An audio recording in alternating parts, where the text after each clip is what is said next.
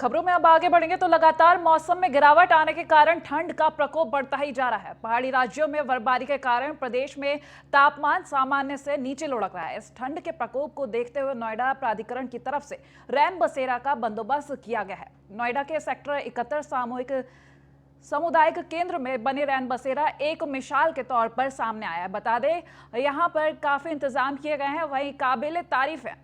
नोएडा प्राधिकरण की तरफ से इन रैन बसेरों का संचालन किया जा रहा है, जहां इंतजामों को देखकर तारीफ की जा रही है। तो लगातार मौसम में गिरावट से ठंड बढ़ती जा रही है, जिसको देखते हुए नोएडा सेक्टर 71 में सामुदायिक रैन बसेरों का इंतजाम किया गया। हम पहुंचे हैं नोएडा के सेक्टर 71 में। आपको जानकारी देना चाहूँगा कि जब आप रात के समय में शहर की सड़कों पे फंस जाते हैं तो सबसे पहले आपके दिमाग में एक ही बात गूंजती है कि हम रात को कहाँ रुकें। और जब रुकने की व्यवस्था की बात हो, सर्दी का मौसम हो, तो आपके दिमाग में एक ही जगह याद आएगी, वह है रैन बसेरा। तो आज हम आपको दिखाएंगे नोएडा अथॉरिटी की ओर से ये सेक्टर 71 का रैन बसेरा बनाया गया है सामुदायिक केंद्र के अंदर। इस सामुदायिक केंद्र को रैन बसेरे में तब्दील कर दिया गया है। और यहाँ की व्यवस्था की बात करें तो चलिए मैं आपको सीधी सीधी तस्वीर दिखाना चाहूँगा। ये तस्वीरों में आप देखेंगे कितने साफ सुथरे यहाँ पे बेड लगाए हुए हैं, उनके साथ तकियाँ दी गई हैं, कंबल दिए गए हैं। इन कंबल की सफाई की बात करें कि अक्सर सबसे पहला सवाल रैन बसेरे के नाम पे लोगों के दिमाग में यही आता है कि शायद यहाँ गंदगी होगी और लोग जाएंगे, वहाँ का माहौल ख़राब होगा, हम नहीं सोएंगे। लेकिन ऐसा नहीं है। यहाँ पर आप आएंगे तो आपको साफ़ सफाई मिलेगी। यहाँ की देखिए चद्दर बिल्कुल सफ़ेद, जिसे कहते हैं एकदम वाइट, बिल्कुल सफ़ेद है। तकिया बिल्कुल साफ़ सुथरी है, कंबल साफ़ सुथरे हैं। इसके साथ ही सबसे बड़ी बात है, जो कोरोना का समय है, सोशल डिस्टेंसिंग का पालन। तो मैं आपको दिखाऊंगा कि देखिए किस तरीके से सोशल डिस्टेंसिंग का पालन हुआ है। प्रत्येक बेड में 2 गज की दूरी का ध्यान रखा गया है विशेष तौर पे। और साथ ही साथ यहाँ की बात करें, यहाँ का जो माहौल है, अब ये सोच समझिए कि ये माहौल एक नॉर्मल रैन बसेरा नहीं, इस प्रकार का माहौल एक होटल का माहौल होता है। अगर आप होटल में प्रवेश करते हैं तो वो उसके अंदर इसी तरीके की व्यवस्थाएं होती हैं। यहाँ देखिए पंखे की व्यवस्था की गई है। साथ ही साथ मैं आपको दिखाऊंगा कि मैं कैमरा पर्सन साथी से कहना चाहूँगा, देखिए वो एसी जो लगा रखे हैं, ये सर्दी का मौसम है, लगातार पारा गिरता जा रहा है और जो सर्दी इस तरीके से हो रही है उसमें लोगों को गर्मी के लिए थोड़ा सा कुछ तो सहूलियत चाहिए। तो कंबल से शायद नाकाफ़ी हो, इसके लिए एसी है जो कि हीटर के रूप में प्रयोग करती है। साथ ही साथ मैं दिखाना चाहूँगा कि यहाँ लोगों की अगर संख्या बढ़ती है, वैसे मिनिमम यहाँ पे 30 से 35 लोग रुकते हैं, संख्या बढ़ती है तो उसके लिए विशेष इंतजाम किए गए हैं। और उन इंतजामों के लिए मैं आपको ले चलता हूं। कैमरा पर सहयोगी से कहूँगा कि आप तस्वीरों में दिखाइए कि देखिए जैसे कि एक होटल में आपका प्राइवेट रूम होता है, उसी प्रकार से यहाँ एक हॉल है और ये स्पेशल रूम कह सकते हैं कि स्पेशल रूम है। अगर आपके साथ महिलाएं हैं तो महिलाएं यहाँ आराम से बखूबी रुक सकती हैं। एसी लगी हुई है, बाकायदा साफ सुथरे पर्दे हैं, साफ सुथरे कंबल हैं, तकियाँ हैं। यूँ कहें कि सारी व्यवस्थाएं जो होटलों की व्यवस्था है वो एक रैन बसेरे के रूप में मिल रही है। ये कहीं ना कहीं उम्मीद नहीं करते हैं आके लोग कि शायद ऐसी व्यवस्था हमें मिल पाए, और ये बहुत ही काफ़ी अच्छी व्यवस्था है, उत्तम व्यवस्था है। और कैमरा पर्सन सोनू के साथ मैं रमेश परिहार, न्यूज़ 1 इंडिया, नोएडा। वहीं फरुखाबाद के राजेपुर क्षेत्र में आवासीय कस्तूरबा विद्यालय में जिला अधिकारी ने जन चौपाल लगाकर ग्रामीणों की समस्याओं को सुना और उन्हें सरकार द्वारा चलाई जा रही योजनाओं के बारे में बताया। साथ ही गांव का भ्रमण कर गांव में बने आवास और शौचालयों का जायजा भी लिया। गांव में भ्रमण के दौरान आवासों में अनियमितताओं के पाए जाने पर उन्होंने अधिकारियों को फटकार लगाई। गाँव में नालियां टूटी होने पर, साथ ही मानक विहीन काम पाए जाने पर अधिकारियों को जाँच के आदेश भी दिए। तो जिलाधिकारी ने यहां पर अधिकारियों की फटकार भी लगाई है। जन चौपाल के दौरान यहां पर आवासों और शौचालयों का जायजा लिया गया। गुणवत्तापूर्वक नहीं है, अच्छा काम नहीं हुआ है जी।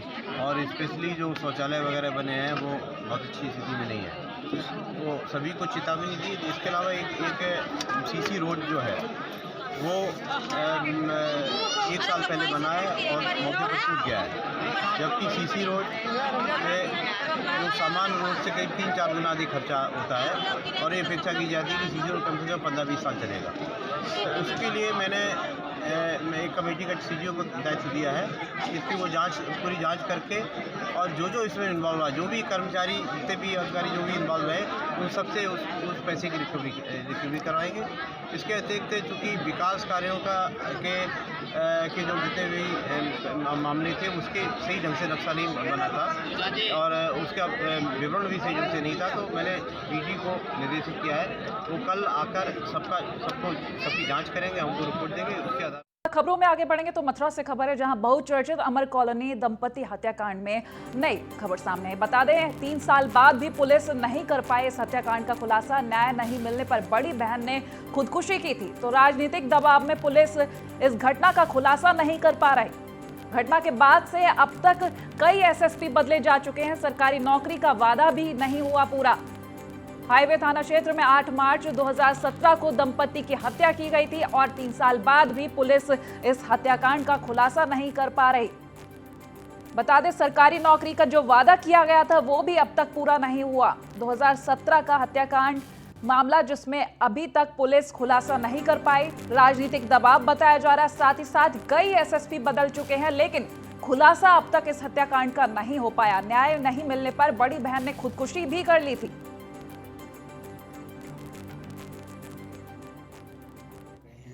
फर्स्ट ईयर क्या बनना क्या चाहते हैं आप? पुलिस अधिकारी। क्यों पुलिस की ही नौकरी क्यों करना चाहते हैं आप आगे चल के? इसमें अगर हमारी जॉब लगी तो हम अपने मम्मी पापा के केस तो हो सकते। तो जिस तरह से आपने नीचे से लेके मुख्यमंत्री तक आप जाके मिले हैं, क्या उनसे उम्मीद नहीं है कि वो केस खोल पाए आपके मम्मी पापा का? कोई उम्मीद नहीं रही, वो हर बार झूठा आश्वासन देते हैं कि हम कर रहे हैं, पर वो कुछ नहीं करते हैं। कर रहे हैं। 2017 की रात की घटना थी। घर में मकान बन रहा था तो हम पड़ोस में सोए हुए थे, मम्मी पापा बाहर दुकान में सो रही थी। रात में अज्ञात बदमाशों द्वारा लूट कर ली गई और मम्मी पापा की निर्मम तरह से हत्या हो गई। 3 साल हो गए, अभी तक कोई खुलासा नहीं हुआ, नहीं कोई गिरफ्तार हुआ। तो कितने की लूट हुई थी? कितना कैश था? कितना की ज्वेलरी था? 4-5 लाख रुपए कैश थे और ज्वेलरी थी 8-9 लाख की। तो टोटल कितना था? टोटल 10-12 लाख। तो क्या किसी बड़े अधिकारियों से आप जाके मिले और मंत्रियों से भी आप जाकर मिले हैं? उनके द्वारा क्या आश्वासन आपको दिया आश्वासन ये गया? मिलता है कि काम कर रहे हैं, न्याय मिलेगा, पर अभी तक कुछ नहीं हुआ। 3 साल हो गई, ना आरोपी पकड़े। हम बस यही चाहते हैं हमें न्याय मिले और आरोपियों को फांसी हो। अच्छा, बहन ने जो आत्महत्या की थी वो क्यों की थी? मैंने प्रशासन से लड़के न्याय नहीं मिला इसलिए आत्महत्या करी। धरना दिए, भूख हड़ताल भी की, नकलों भी गई, उप मुख्यमंत्री जी से भी मिले पर कोई कुछ नहीं हुआ। यहाँ पर श्रीकांत शर्मा जी से और लक्ष्मी नारायण जी से सबसे मिले पर कोई कुछ न्याय नहीं मिला, इसलिए उसने परेशान डिप्रेशन में आके आत्महत्या कर ली। खबर मथुरा से है। आग की चपेट में आने से बुजुर्ग महिला की मौत हो गई। बता दें संदिग्ध परिस्थितियों में आग की चपेट में यह बुजुर्ग महिला आ गई। वृंदावन कोतवाली इलाके के चैतन्य विहार महिला आश्रम सदन की घटना बताई जा रही है। सूचना पर मौके पर पहुंची पुलिस मामले की जांच कर रही है, तो संदिग्ध परिस्थितियों में महिला की मौत हो गई।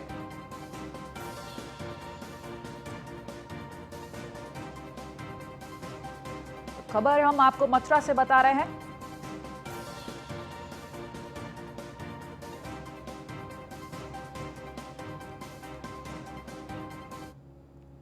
शामली में ट्रेन के इंजन में भीषण आग लग गई। शामली रेलवे स्टेशन पर खड़ी थी यह ट्रेन। आग लगने से रेलवे स्टेशन पर हड़कंप मच गया। बता दें खड़ी हुई ट्रेन में अचानक आग लग गई। कड़ी मशक्कत के बाद आग पर काबू पाया गया है और वो तस्वीरें भी हम आपको शामली से दिखा रहे हैं।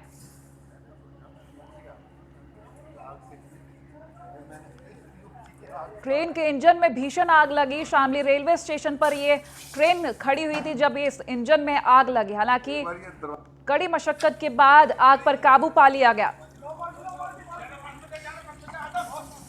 और देखिए तस्वीरें भी हम आपको दिखा रहे हैं कि किस तरीके से मशक्कत की जा रही है आग पर काबू पाने के लिए। मैंने कहा कोई कैजुअलिटी ना हो।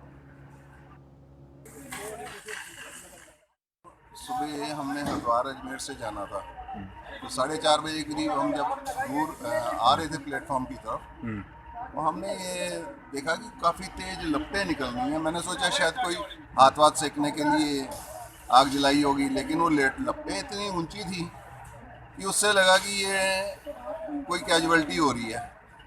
उस कैजुअलिटी को देखते हुए हमने मतलब 100 नंबर पे डायल किया और उनको सूचना दी कि भाई ऐसे ऐसे यहाँ स्टेशन से आग लगी है। तब तक यहाँ पर कोई कर्मचारी भी नहीं था। एक बेचारे जो थाने में रात में जिनकी ड्यूटी थी, उन्होंने भी जोर से मतलब चिल्ला करके ये कहा कि भाई स्टेशन मास्टर को सूचना करो, और उनको सूचना की गई कि भाई इस तरह से ट्रेन में आग लग गई है। और फिर उसके बाद सभी लोग स्टाफ के भाग करके आए और उन सभी ने प्रयास किया और बुझाने का। तो ये सब देख करके बड़ा अजीब सा लगा कि भाई। बदायूं में महावा नदी पर भूमि पूजन हुआ है। नगर विकास मंत्री महेश चंद्र गुप्ता के साथ डीएम इस दौरान मौजूद रहे। मनरेगा योजना के अंतर्गत नदी का खुदान कार्य शुरू किया गया है, तो नदी के खुदान से क्षेत्रीय लोगों में खुशी की लहर देखी गई है। लगभग 1 दशक से ये नदी सूखी पड़ी हुई थी, के बाद आज भूमि पूजन किया गया। आसपास के लोगों में खुशी की लहर देखी गई, तो खुदान कार्य भी शुरू कर दिया गया है। बता दें, नगर विकास मंत्री महेश चंद्र गुप्ता के साथ साथ डीएम भी इस दौरान मौजूद रहे। तो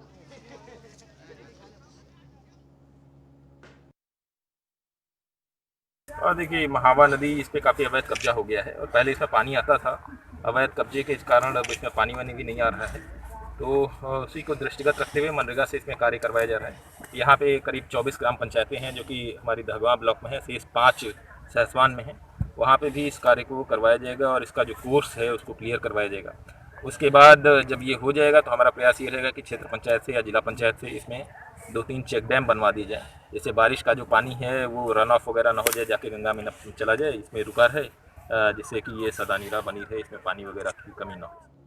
खबर अमरोहा से, जहां पीएसी जवान पर रेप का आरोप लगाया गया है। शादी का झांसा देकर महिला से रेप करने का यह आरोप लगाया गया है। तो मुरादाबाद में ये पीएसी जवान, जो आरोपी कहा जा रहा है, तैनात था। पुलिस ने आरोपी के खिलाफ मामला दर्ज कर लिया है। बता दें, ये खबर हम आपको अमरोहा से बता रहे हैं, जहां शादी का झांसा देकर महिला से रेप किया गया। तो पीएसी जवान पर यह रेप का आरोप लगाया गया है। मुरादाबाद में तैनाती है इस आरोपी पीएसी जवान की, और शिकायत के बाद पुलिस ने आरोपी के खिलाफ मामला दर्ज कर लिया। आगे की कार्रवाई की जा रही है।